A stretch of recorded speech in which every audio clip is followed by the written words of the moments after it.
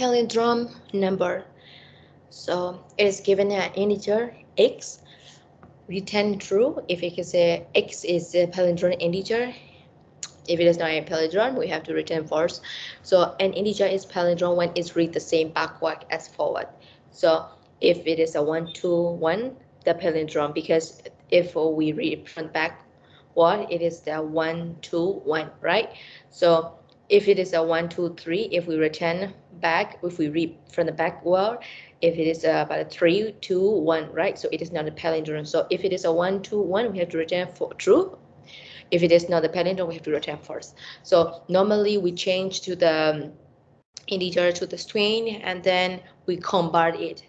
If it is a string is 1 to 1 and then we convert, we can use any converter, right? Integer like converting of the strings in a Java, C#. We have the Boolean method. So we don't, I think this one don't want us to use that. And then if this time it is asking, can you solve it without converting an integer to a string? So we were gonna convert, we will solve this problem without converting an integer to a string. So normally if we have the 1 to 1, I will make some variables like a quotient. I will first time if reminder and the reminder, because when we divided by 10, if it is a reminder is 1, then the second time the quotient or TIND quotients will be 1, 2, right? Then next time reminder will be 2 and quotient will be 1, and the last reminder will be 1 and quotient equals 0, right? So until the quotient is not equals until the quotient is not 0, we will loop that. So I'm gonna create a result variable and then I'm gonna put this one with 0, quotient equal, I'm gonna put, for the first time the quotient should be the same with input number, right?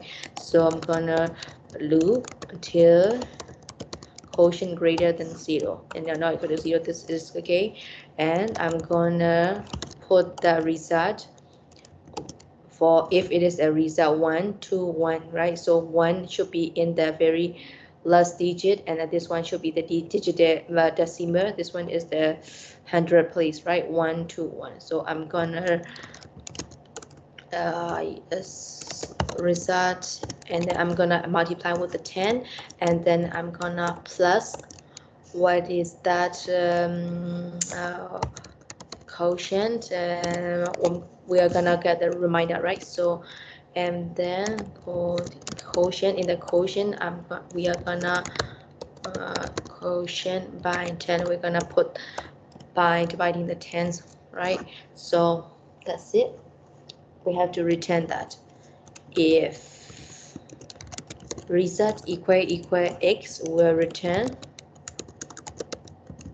true.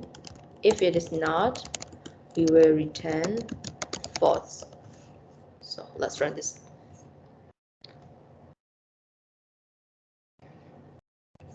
Okay, let's submit this.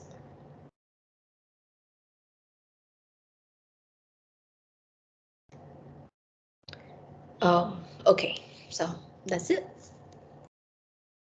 It was accepted. Thank you.